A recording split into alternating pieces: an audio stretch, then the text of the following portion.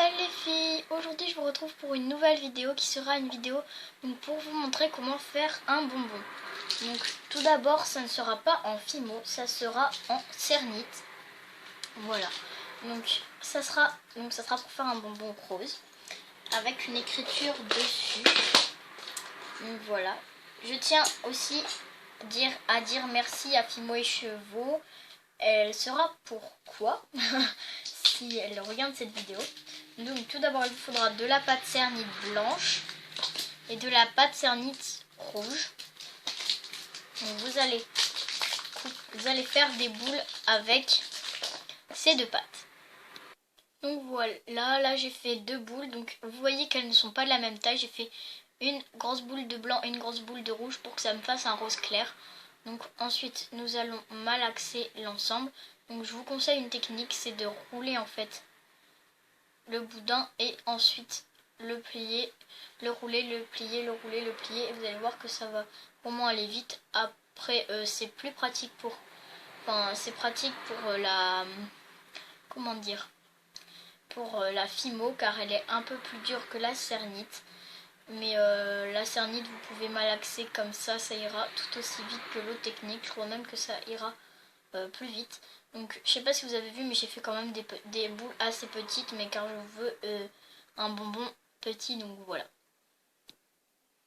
Donc voilà, quand vous avez une pâte bien homogène, donc là j'ai un rose assez foncé, donc c'est pas vraiment ce que je voulais, mais bon voilà, c'est pas grave.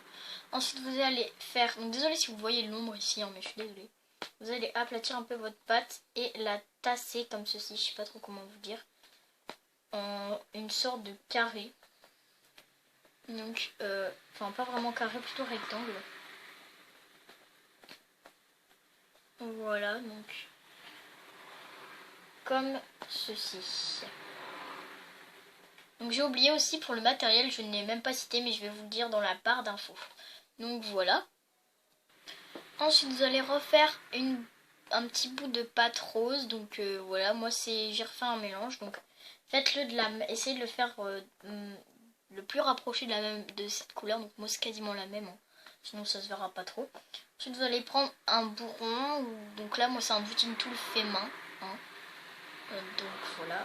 Vous allez prendre votre carré, rectangle, sans trop le déformer. Et ici on va faire des sortes de trous. Je sais pas trop comment vous expliquer. Comme ceci. Je vais vous montrer cette fois. Donc au centre. Et ensuite on agrandit un petit peu. Donc je vais vous dire après pourquoi. De toute façon vous allez le voir. Voilà, donc vous faites votre bonbon. Ensuite vous allez reprendre donc la pâte qu'on vient de refaire. Donc mettre ça de côté. Là. Donc hop, on va venir prendre de la pâte. Donc on va bien la malaxer. Hop, donc on fait notre boule. On vient prendre, hop, un rouleau. Donc moi il est un petit peu sale, mais bon. Voilà, vous aplatissez votre pâte. Pas trop finement pour pas que ça casse après cuisson. Et pas trop épais pour pas que ça fasse moche. Un peu plus.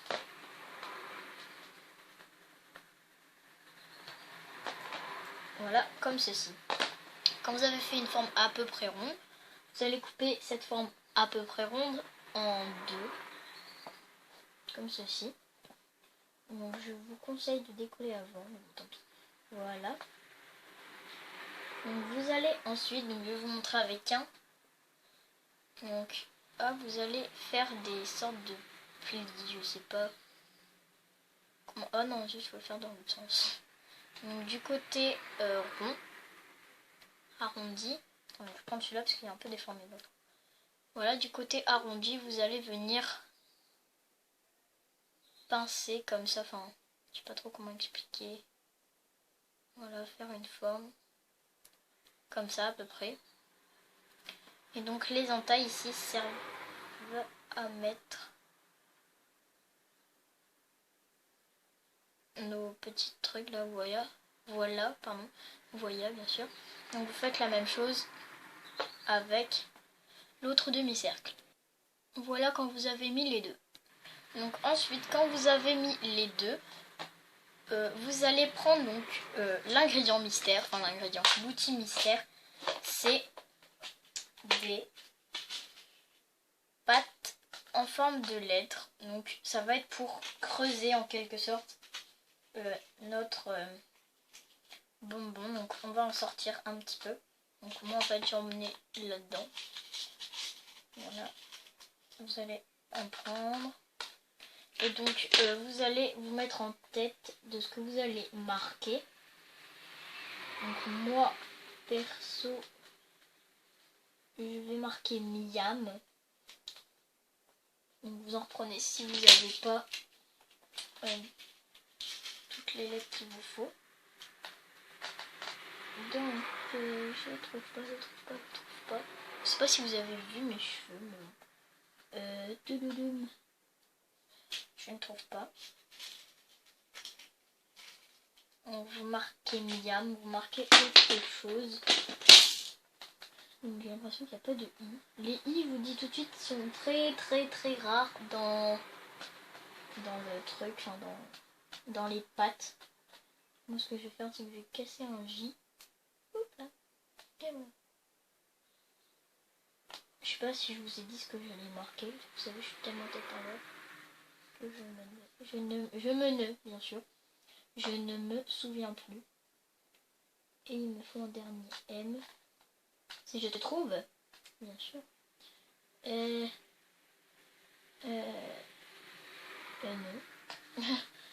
Bah zut.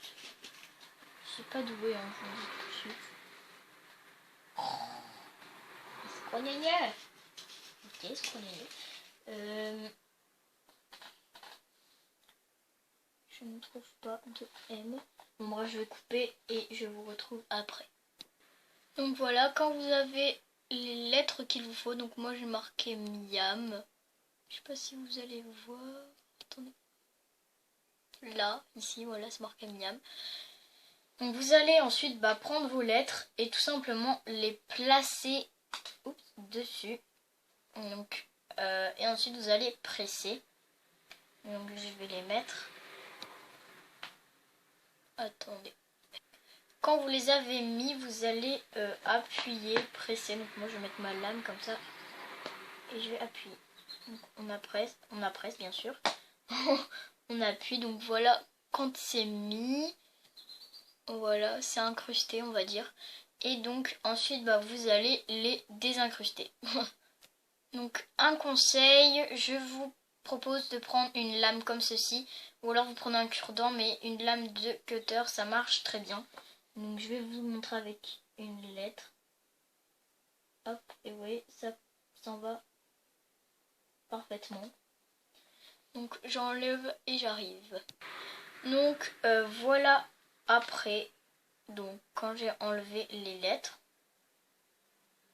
Voilà. Donc c'est marqué Miam.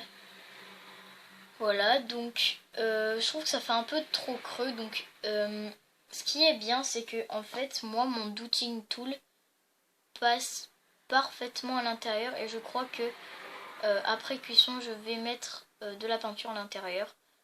Donc je sais pas, je verrai bien. Et donc voilà le rendu. Donc vous pouvez le monter en tout ce que vous voulez. Vous pouvez le monter en bague. Vous pouvez le monter en boucle d'oreille. Moi j'ai un peu la flemme d'en faire deux en fait. Et voilà, donc c'est pas long du tout à faire. Vous pouvez aussi le monter en collier, etc. Vous pouvez faire en plus gros, mais à ce moment-là, je sais pas si ça existe, mais des grosses pattes, parce que je crois que ça fera un peu trop petit les écritures comme ça.